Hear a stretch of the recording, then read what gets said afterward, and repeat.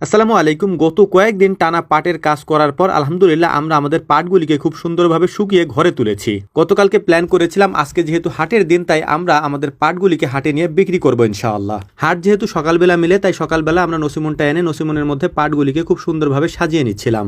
পাট যদি অল্প হয় তাহলে সেই পাটগুলিকে বাড়ি থেকে মেপে তারপর হাটে নেওয়া যায়, কিন্তু পাট যদি বেশি হয় তাহলে এত পাট একসাথে বাড়ি থেকে মাপতে মাপতে অনেক বেশি সময়ের প্রয়োজন হয় এবং অনেক বেশি কষ্ট হয়, যে কারণে অনেকেই এই পাট মাপেন না মেপে এই পাটগুলিকে হাটে নিয়ে যাওয়া হয় এবং যেই দোকানে পাট বিক্রি করা হয় ওই দোকানদার পাটটা সুন্দর মতো মেপে তারপর টাকা দিয়ে দেন। পাটগুলিকে আমরা খুব সুন্দর করে আমাদের নসিমনের মধ্যে সাজিয়ে নিয়েছি। এই পাটগুলি আমরা মাপবো না, এর কারণ হচ্ছে যে এখানে অনেক বেশি পরিমাণে পাট আছে। এত পরিমাণে পাট আমাদের মাপতে মাপতে অনেক বেশি সময়ের প্রয়োজন হবে, যেহেতু সকাল সকাল আমাদেরকে হাটে যেতে হবে, এই কারণে আমরা না মেপেই পাটগুলি নিয়ে যাচ্ছি। এবছর আজকে যেহেতু প্রথমবারের মতো আমরা পাট নিয়ে হাটে যাচ্ছি তাই আমাদের সাথে যারা মোটামুটি কাজ করেন সবাই আমাদের সাথে যাচ্ছেন মিষ্টি খাওয়ার জন্য। অটো ভ্যানে করে গেলে আমরা একসাথে এত মানুষ যেতে পারবো না, যে কারণে আমরা তিনজন এই পাটের উপরে বসে যাব আর বাকিরা ভ্যানে করে আমাদের পিছনে পিছনে আসবেন। যদিও আমাদের বাড়ি থেকে বাজার বা হাট তেমন একটা দূরে না, 2 কিলোমিটারের মতো পথ। এই 2 কিলোমিটার পথ আমরা নসিমনের উপরে যাচ্ছিলাম এবং বাকিরা আমাদের পিছনে পিছনে অটোতে আসছিল। পাটের কাজগুলি আমাদের আগে শেষ হয়েছে এবং পাটের কাজগুলি কমপ্লিট করার পর আমরা আমাদের ধানের যে কাজটা ছিল অর্থাৎ ধান লাগানোর যে কাজগুলি ছিল সেই কাজগুলিও কমপ্লিট করেছি।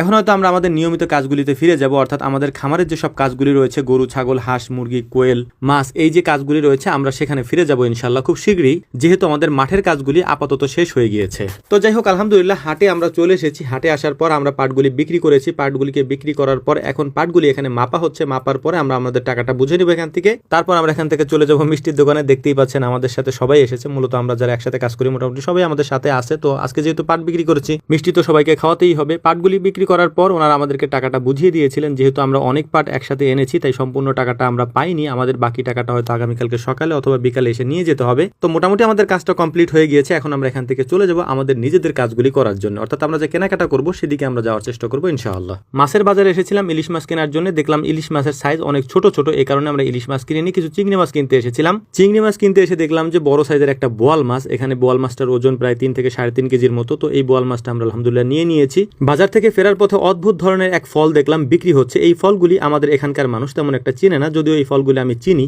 এর আগে অনেকবার ভিডিওতে দেখেছি। এই ফলগুলি মূলত এগুলি গোলপাতার ফল বলা হয়, অর্থাৎ সুন্দরবনের ওই এলাকার ফলগুলি আমাদের এখানে বিক্রি হচ্ছিল। যেহেতু ভিডিওতে দেখেছি বাস্তবে আমরা কখনো এই ফলগুলি খেয়ে দেখিনি, এই জন্য আমরা এক ছড়া ফল এখান থেকে নিয়ে নিয়েছি। বাড়িতে যাওয়ার পর এগুলি দেখবো কেমন খেতে।